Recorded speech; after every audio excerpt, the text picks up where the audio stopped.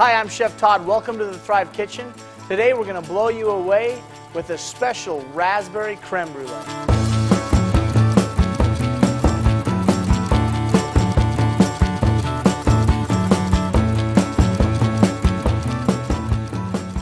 I am so excited to show you this recipe. I'm just thrilled to death. I've wanted to do a creme brulee using our eggs and also something else, but I haven't gotten to it till now, and I'm so excited we've been able to formulate this recipe for you to enjoy at home. But first thing we're going to do on our creme brulee is we're going to start with heavy cream. We're going to also take 1 cup of Thrive instant milk and add it to that. And the reason why we do that is because we need to heat up the cream and milk so that we can temper it with our eggs. Yes, I said eggs. These aren't store-bought eggs, people. These are our scrambled egg mix. This is the part that I love. Our scrambled egg mix is going to thicken this custard and make baked creme brulee. It's just an outstanding thing. So we're going to take our scrambled egg and we're going to mix it in with our water. See how easy that is to mix up? Oh, baby. Okay, we're going to go ahead and add our sugar. That's Thrive sugar. We're going to add a little bit of pure vanilla and a little bit of salt. And we're going to mix this up.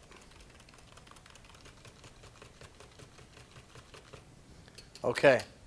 Stir your cream and your milk, and you just want to heat that up to combine that and so that this will temper the eggs. I'm going to just take the back of this ladle, and I'm just going to kind of smash these raspberries up just a little bit to kind of get them just a little bit in pieces. I don't want real small pieces, or certainly I don't want powder, but just kind of break those up just enough so that they have a little bit more smaller texture into the custard. Okay, our cream and our milk are now nice and hot, ready to be tempered in with the eggs. So take your egg and sugar and salt and vanilla mixture, pour it into a nice big bowl.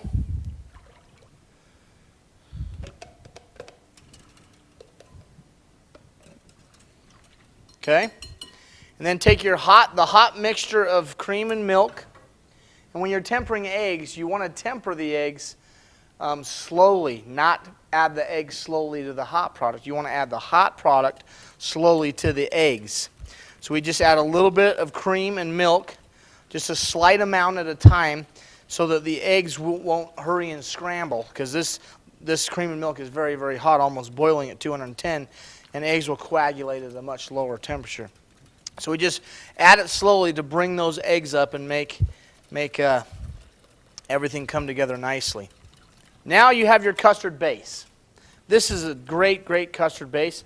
You can actually use this recipe to make a creme anglaise, which would be a vanilla custard sauce. You can change it into more cooking style puddings, but our eggs work. And in this raspberry creme brulee, you'll see it. It's magic. What we have here is a cookie sheet or a sheet pan that we have little dishes in. And you can use little ones or you can use thicker ones, but the cooking time will totally vary for how thick or dense the creme brulee is. So we're going to fill these littler dishes, and the cooking time is only going to be around 15 minutes for these because our water is hot and our custard is pretty hot. And so it just needs to get to the right temperature in order for it to come up. Now I'm just going to sprinkle some of our raspberries right into this custard. And I'll just take a spoon and just lightly press this down into the custard.